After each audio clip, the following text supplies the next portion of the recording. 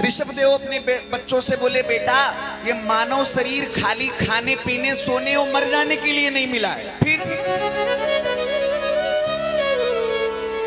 बोले नित्य नियम से भगवान का भजन करना चाहिए, क्योंकि देह धरे कर यह फलु भाई, देह धरे कर यह फलु भाई, देह धरे कर यह फलु भाई, देह धरे कर यह फलु भाई, भजिए राम सब काजू बिहाई, भजिए राम सब काजू बिहाई, काजू बिहाई, भजिए राम सब काजू बिहाई, भजिए राम सब काजू बिहाई,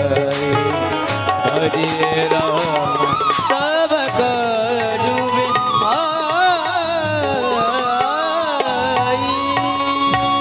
तो करोड़ काम छोड़ करके नित्य भगवान का भजन करना चाहिए। और पता है, जब आप भजन करोगे तो आपके बच्चे भी उस लाइन में आएंगे, उनके अंदर भी संस्कार आएंगे।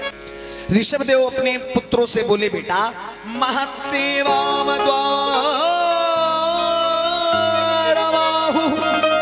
विमुक्तिस्तमे द्वारम, ये मानव शरीर मुक्ति का दरवाजा है, और इसे पाने के बाद अगर मुक्ति पाने का प्रयास ये जीव न कर सका तो हमसे आपसे ज्यादा अभागी, हतभागी, मंदभागी और कोई नहीं हो सकता। मानव शरीर केवल खाने पीने सोने मर जाने के लिए नहीं, बल्कि भगवान के भजन के लिए मिला है।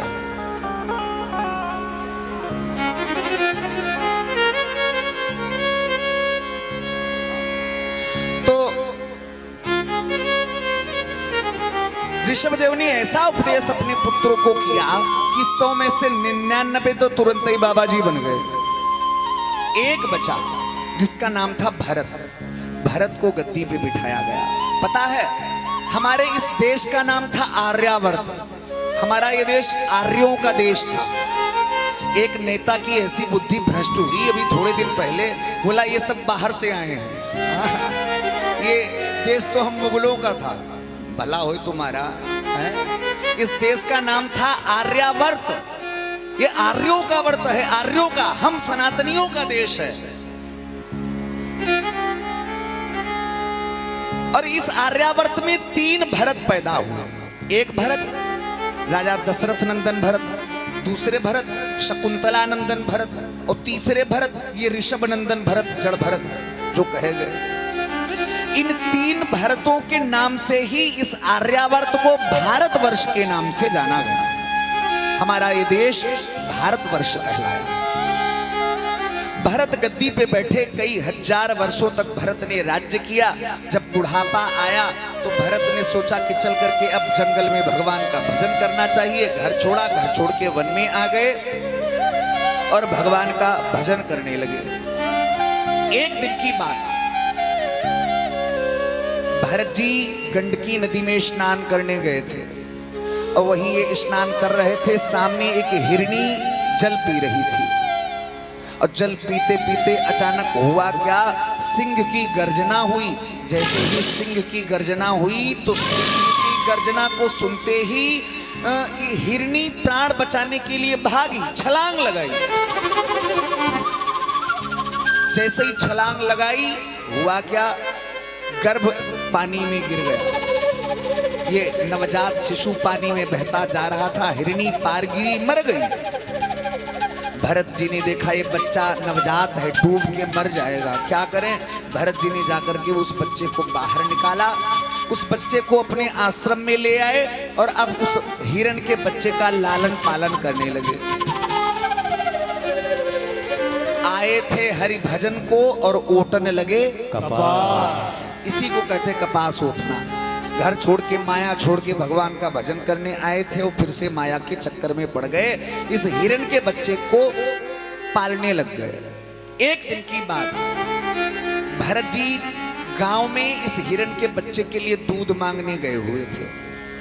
तब तक एक हिरणों का झुंड जंगल से निकला।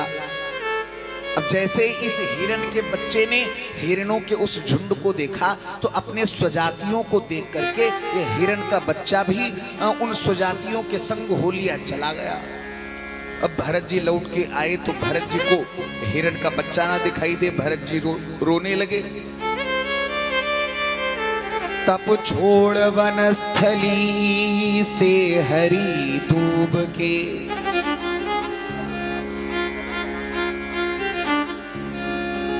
तप छोड़ वनस्थली से हरी दूब के, कौर सदैव खिलाता रहा।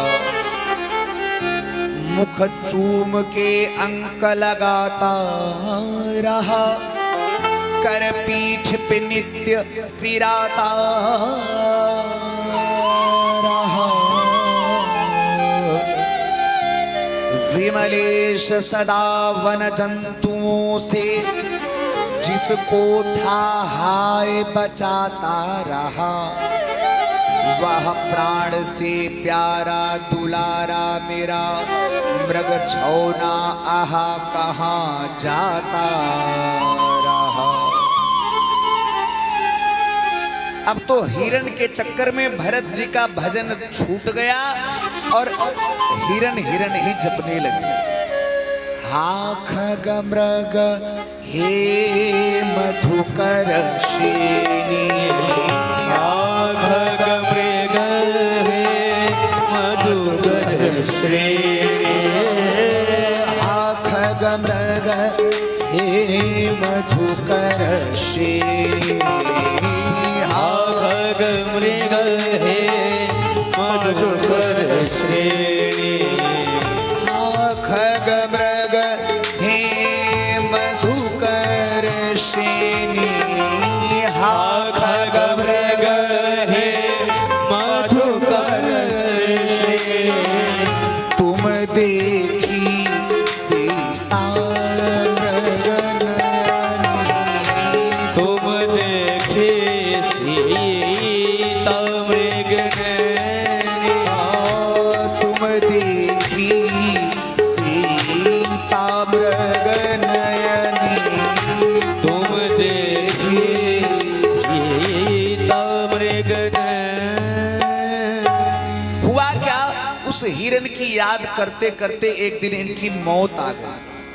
आया है सो जाएगा राजा रंक फकीर। फर्क बस एक होता है क्या, बोले कोई सिंहासन चढ़ी चला तो कोई बांधा जात जंजीर। कोई सिंहासन चढ़ी चला तो कोई बांधा जात जंजीर। भरत जी की मौत आ गई, भरत जी मरे।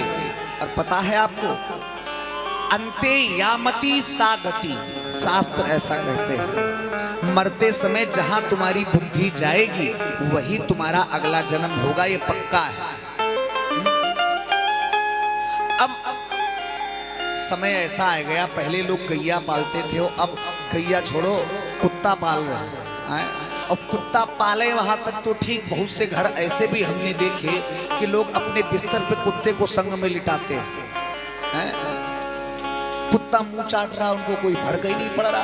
अरे वो लाख का हो चाहे 10 लाख का हो, लेकिन है तो कुत्ता ही। हाँ, चप्पल चाहे 10,000 की हो चाहे 15 की, सर पे रख के तो नहीं चलोगे, पहनोगे तो बावई में है।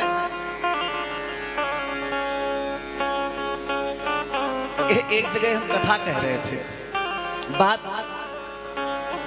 कर्नाटक बॉर्डर, महाराष्ट्र और कर्नाटक का बॉर्डर है, डिस्ट्रिक्ट बीड में कथा चल रही थी। तो पता है बड़ी भीड़ होती थी, खूब भीड़ हुए, लेकिन एक माता जी कथा सुनने आती थी, वो सबसे बाद में आए और भीड़ चीरते हुए सबसे आगे आए के बैठे, कथा सुनने वालों को भी डिस्टर्ब करें और 2-4 बार उठ के जाएं भी पीछे। अब हमको भी क्रोध तो बड़ा है, लेकिन हमने कहा ये बूढ़ी भैया 80 साल की, कौन इसको टोके, छोड़ो, जो कर रही करने दो। एक दिन जब हमने ये कथा सुनाई तो इस कथा को सुनने के बाद वो हमारे कमरे पे हमसे मिलने आई। बोली महाराज आप सच कहते हो क्या कि मरते समय आदमी की बुद्धि जहाँ जाती है आदमी को वही जन्म मिलता है? हमने कहा हाँ सच है, शास्त्र ऐसा कह रहे हैं, मैं कहने वाला कौन होता हूँ। अच्छा हमको भी मौका मिल गया तो हमने भी पूछ दिया माता जी अभी एक बात तुम भी बता दो। बोली हाँ पूछो महाराज। हमने कहा आप सबसे बाद में आती हो और 2-4 बार ये आगे पीछे सबको डिस्टर्ब करती हो, ऐसा क्यों करती हो, कहाँ जाती हो अब बार बार? हाँ, बोली महाराज हमारी बेटी ने अमेरिका से कुत्ते के छोटे छोटे 2 पिल्ले भेजे हैं, 5-5 लाख के हैं, बिना एसी के रह नहीं सकते, इसलिए गाड़ी में छोड़ के आती हूँ, बीच बीच में देखने जाना पड़ता है ड्राइवर ने पानी दिया बिस्किट दिया कि नहीं दिया।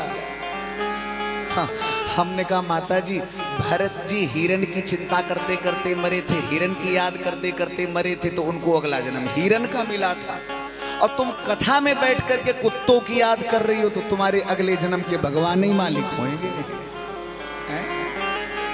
देख लो तो हिरण की याद करते करते मरे, इसलिए इनको अगला जन्म हिरण का मिला। इनको अपने पूर्व जन्म की पूरी याद थी, मैं राजा था, किस तरह से भजन करने आया और हिरण बनना पड़ा। एक दिन जंगल में आग लग गई, सब जानवर भाग गए लेकिन भरत जी नहीं भागे। भरत जी जल के मर गए और कालांतर में तप के प्रभाव से इनको एक ब्राह्मण अंगिरा के घर में जन्म मिला। अंगिरा नाम के ब्राह्मण के घर में ये भरत बनकर के पैदा हुए और देव योग से यहाँ भी इनका नाम भरत ही रखा गया। जब भरत जी थोड़े बड़े हुए तो इनको गायत्री मंत्र दिया गया। भरत जी के कान में गायत्री मंत्र दिया पिता ने। अगले दिन पिता ने पूछा बेटा गायत्री मंत्र याद किया, सुनाओ। भरत जी ने सोचा कि अगर आज हमने गायत्री मंत्र सुनाई दिया तो कल ये सत्यनारायण की कथा पढ़ाए देंगे, परसों विवाह पद्धति पढ़ाए देंगे, फिर किसी दिन कहेंगे बेटा जाओ यजमान की शादी करवाया, यजमान के लड़के का मुड़ना करवाया, ये करवाया वो करवाया, हम फिर से इसी माया में पड़ जाएंगे और जिसलिए ये मानव शरीर मिला है हम उससे वंचित रह जाएंगे। भरत जी ने सोचा ना रहेगा बांस और न बजेगी बांसुरी, हम गायत्री मंत्र ही नहीं सुनाएंगे, आगे का नंबर ही नहीं आएगा।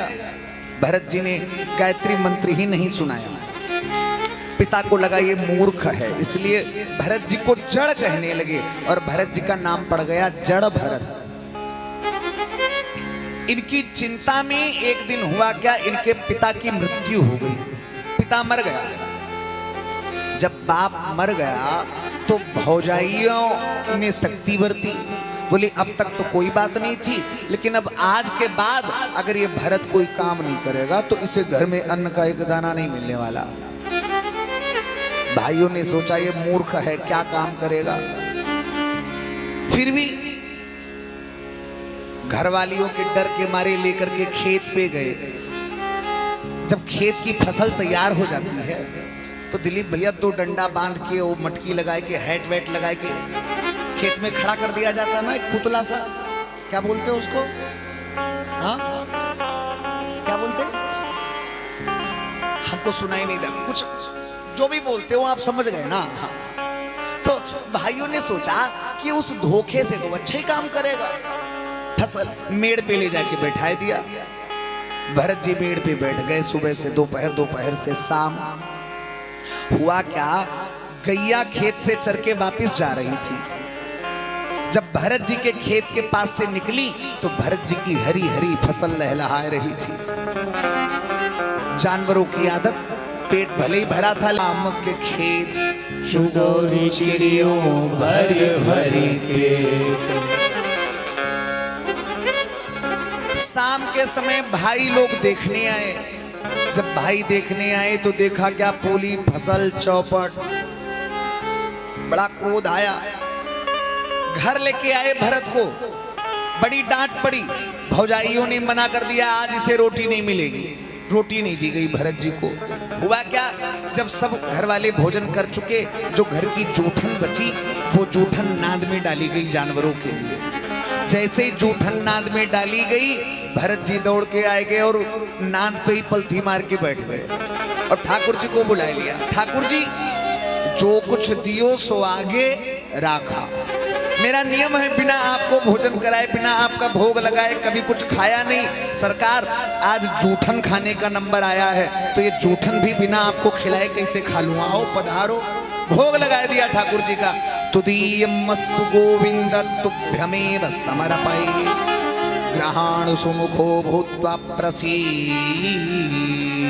परमेश्वर। जैसे ही भगवान को आवाज लगाई, भगवान आ गए। एक ओर भगवान बैठे, दूसरी ओर भरत जी।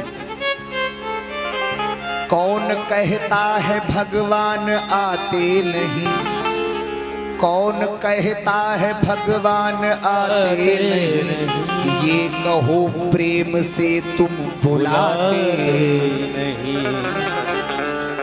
कौन कहता है भगवान खाते नहीं, ये कहो भाव से तुम खिलाते नहीं। ये कहो भाव से तुम खिलाते नहीं। ए भैया, इस बच्चे को बैठाओ, नीचे बैठाओ। प्रेम से बोलो जय श्री कृष्ण। जय श्री कृष्ण। हम देख रहे हैं कि चौरसिया जी झांक झांक के इधर उधर देख रहे हैं, और अगर 2-4 बार इनको ऐसे और झकवाया तो ये हमारी गाड़ी बनवाते हैं। इस बार ऐसी गाड़ी बनवाएंगे कि पता लगा आज ये हिल रहे हैं और कल गाड़ी लेके कहीं जाएंगे और हम हिलेंगे। ध्यान तो रखना पड़ेगा ना। प्रेम से बोलो जय श्री कृष्ण। अरे जरा जोर लगा के बोलो ना, जय श्री कृष्ण। तुम्हारा ही व्रत नहीं, व्रत हमारा भी है। हाँ, लेकिन जयकारे में कंजूसी नहीं चलने वाली। बोलिए कृष्ण कन्हैया लाल की जय। तो हुआ क्या, भरत जी ने आवाज लगाई, भगवान आ गए। और जूठन के एक ओर भगवान, दूसरी ओर भरत जी। उसी जूठन को भगवान खा रहे हैं और उसी जूठन को भरत जी खा रहे हैं। पूरे गांव में बड़ी दिव्य सुगंधी फैल गई। अगले दिन भाइयों ने सोचा फसल तो बर्बाद हो गई, चलो कोई दूसरी फसल बोई जाए। भरत जी को लेकर के गए, हल की मुठिया पकड़ाई। भरत जी, ये 10 बीघे का पूरा खेत अपना है, जोत के आना। ठीक। भाई लोग तो घर चले आए। भरत जी ने क्या किया, बैल आगे चल दिए तो पीछे पीछे भरत जी चल दिए। आगे आगे बैल, पीछे पीछे भरत जी। सुबह से दोपहर, दोपहर से शाम, शाम से रात हो गई। भाइयों ने सोचा खेत तो 10 बीघे था, जाने कब का जुट गया होगा, ये अब तक आया क्यों नहीं। देखने गए। जब भाई लोग देखने गए तो पता क्या देखा, जहां हल रख के आए थे वहीं से सीधी एक लाइन बनती चली जा रही, बाकी पूरा खेत ऐसे ही पड़ा। भाई समझ गए ये मूर्ख हमारे बैल भी कहीं बिकवाए देगा। उस लाइन के सहारे सहारे दौड़े दौड़े गए। कुछ किलोमीटर बाद जाके भरत जी दिख गए। भरत जी की पिटाई करके भगा दिया, आज के बाद अपनी शकल न दिखाना, भाग जाओ यहां से। भगा दिया। बैल और हल लेके घर वापिस आ गए। उधर जंगल में डाकुओं का एक गिरोह रहता था। जब भरत जी जंगल से निकले तो उधर डाकुओं के सरदार ने भद्रकाली से मान्यता मांगी थी कि हे भद्रकाली, अगर हमारे घर में बेटे का जन्म हुआ तो हम आपको नरबली देंगे, मनुष्य की बलि देंगे। आज डाकू के घर में बेटे का जन्म हुआ था तो नरबली देने के लिए मनुष्य ढूंढा जा रहा था। सर्दियों का महीना और कोई तो मिला नहीं, हट्टे कट्टे भरत जी मिल गए। डाकू बोले भद्रकाली ऐसी बलि पाके प्रसन्न हो जाएगी, बड़ा मोटा ताजा है, लेके चलो। भरत जी को लेके आए, स्नान करवाया गया, तिलक किया गया, आरती बंदन किया गया। भरत जी को जरा सा भी हर्ष नहीं, प्रसन्नता नहीं। भरत जी से कहा गया चलो भद्रकाली को प्रणाम करो। जैसे ही भरत जी ने सर झुकाया, डाकू ने तलवार उठाई। जैसे ही तलवार उठाई, हुआ क्या, मूर्ति को फाड़ के भद्रकाली प्रकट हो गई। मौत क्या मारे, मौत क्या मारे, जिसे माँ बचाने वाले है मौत क्या मारे। पता है अभी 10 तारीख को 9 तारीख को ये कथा विश्राम लेगी और 10 तारीख से हम बद्रीनाथ जा रहे हैं। बद्रीनाथ में कथा है तो लखनऊ से लमसम 150-200 लोग जा रहे हैं। दिल्ली कलकत्ता बड़ी दूर दूर से लोग आ रहे हैं। कई हजार लोगों का वो आयोजन होने जा रहा है बद्रीनाथ में। तो लखनऊ से आज हमारे पास में एक महानुभाव का फोन आया। महाराज हमने सुना है कि वहाँ पहाड़ टूट रहे हैं, बादल फट रहे हैं, कैसे क्या होगा। हमने कहा सुनो, अगर मरना ही होगा तो घर बैठे मर जाओगे हैं? और अगर नहीं मरना होगा तो मौत क्या मारे, जिसे माँ बचाने वाली है, मौत क्या मारे। हमने कहा जिनकी कथा सुनने चल रहे हो उनके भरोसे चलो हैं? खैराबाद से भी कई लोग जा रहे हैं, सीतापुर से खैराबाद से भी कई लोग जा रहे हैं।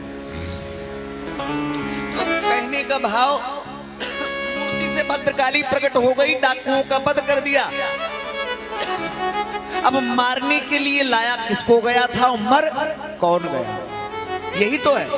भगवान कह रहे हैं करऊं सदा तीन के रखवारी, करऊं सदा तीन के रखवारी, करऊं सदा तीन के